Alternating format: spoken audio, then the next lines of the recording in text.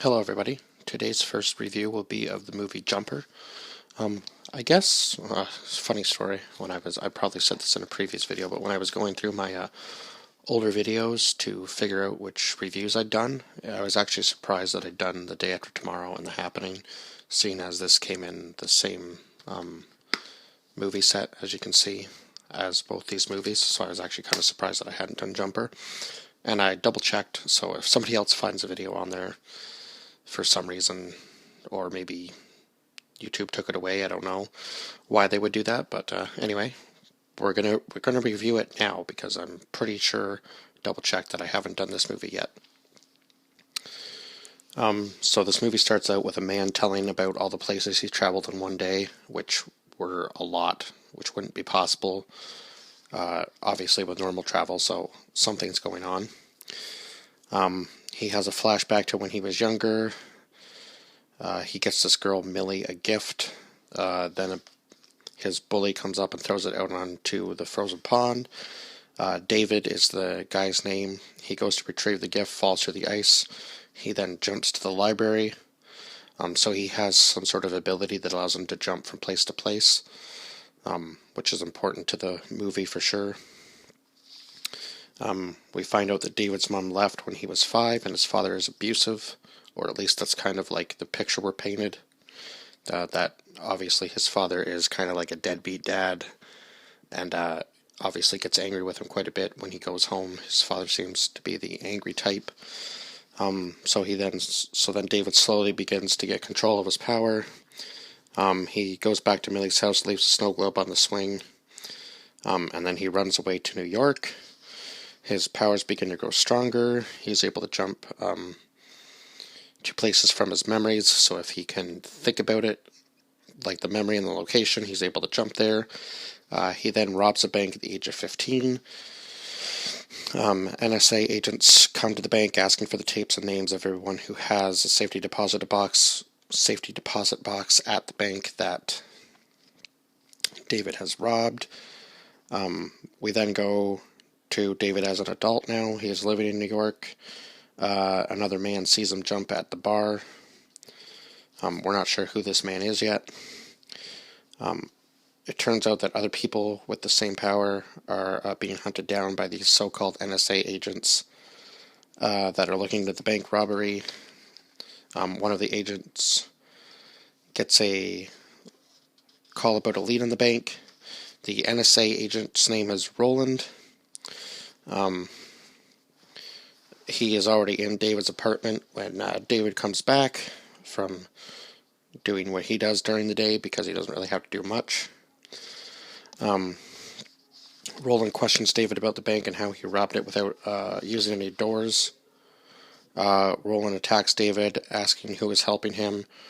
Roland calls the people who have David's abilities jumpers. So David jumps back to his father's house eventually to escape Roland after they kind of fight in his apartment and so on. Roland finds a picture of Millie, so we already know that's not good because now he has that lead on David. David is able to track down Millie. He then gets into a fight with his high school bully. He then jumps his high school bully into the vault that he stole from, I do believe it was. David then tells Millie he's in banking. He asks Millie to come to Rome with him. Roland questions Mark, who is the guy who David got into the fight with. Roland is trying to track down Millie. He knows that she went to Rome and she didn't go alone. The man that saw David at the bar back in New York is in Rome watching him. David and Millie break into the Colosseum, so that's just on their trip in Rome. David runs into the man that saw him jump at the bar inside the Colosseum, which is kind of odd. How else would he get in there unless he followed them in, right? It turns out this man has the same abilities as David. These men show up and attack the other man and David. Then this man tells David the other people who attacked him are called paladins. Paladins kill jumpers. David is able to make it out of the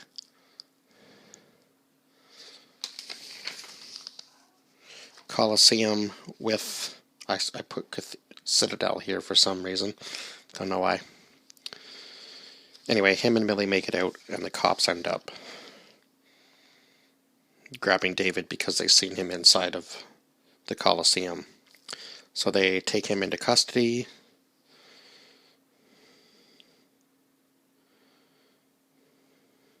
Then David's mother shows up, tells him to run and ditch the girl or she's dead, because she already clearly knows what's going on here.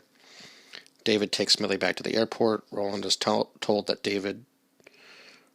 Roland is told... Oh yes, Roland's told that David knew about the paladins that were sent. Roland is on the phone being told that David knew the paladins were being sent already, and that's why he was able to stop them from attacking, because Roland had told them to send everybody, but they only sent 2. So then Roland goes to visit David's dad. He questions David's father about how long it's been since he's seen David, and how long it's been since he's seen David's mother. David then jumps back to the other jumper's hideout to ask him about the paladins. David jumps to his father's house to find his father laying on the floor after this other jumper warned him that eventually everybody that he knew would be dead because these paladins will come after them. He jumps his father to the hospital. David tracks down Mark to ask him what he told Roland. Mark tells him he told Roland basically everything, which obviously isn't good, because now Roland will go after everybody that David knows. So David then jumps back to the other hideout, tell the other jumper he needs to track down Roland. David and the other jumper then team up. David goes back for Millie. When he gets to the bar, he is told he has just missed his friend, Roland, who we obviously know isn't his friend at all. David is able to make it to Millie's apartment just before Roland arrives. David jumps Millie with him back to the hideout. Griffin, who is the other jumper, that's the first time I even heard his name in this entire movie. So if it's mentioned earlier, I'm sorry. So Griffin tells David that the paladins are able to keep the jump scars open. So when they jump, they have like this little rift or scar type thing that stays open for a certain amount of time that the other jumper can follow them through.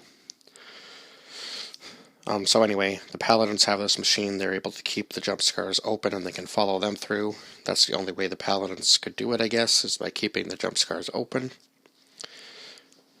David sees a picture of his mother on the hideout walls.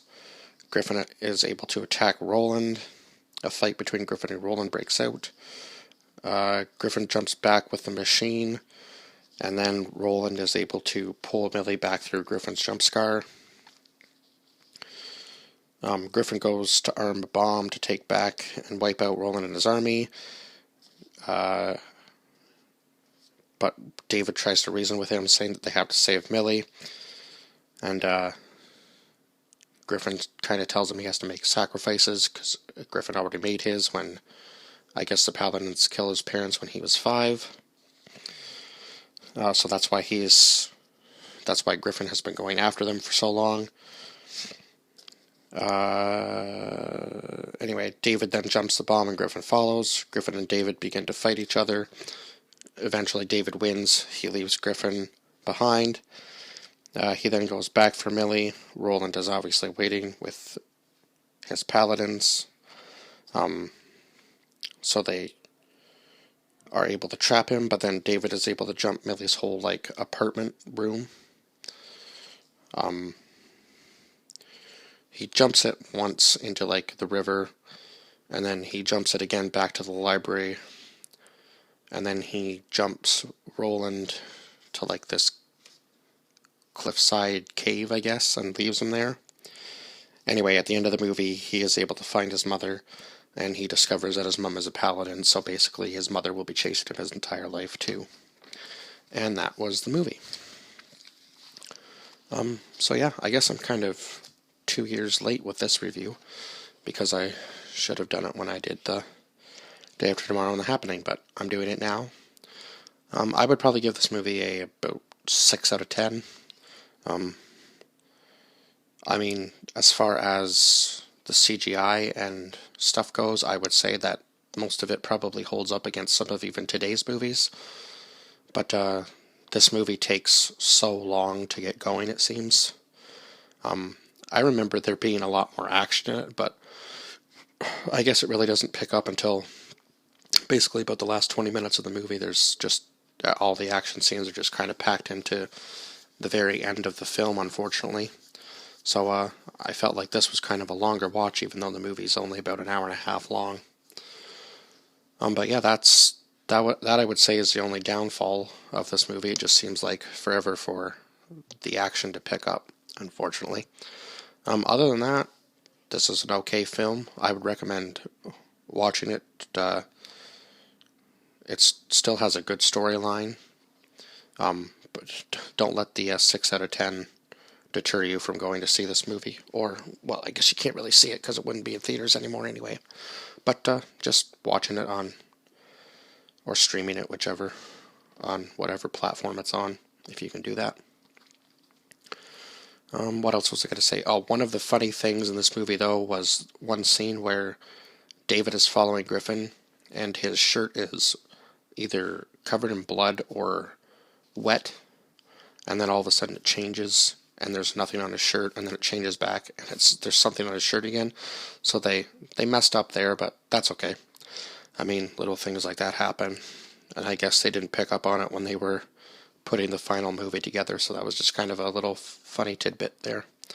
For people who don't notice it, now they probably will. If they watch this review and then they go and watch the movie, they'll get that laugh as well. So, yep, I think that's everything I have to say about this film. Like, share, and subscribe, and I will see you guys in the next one. Bye-bye for now.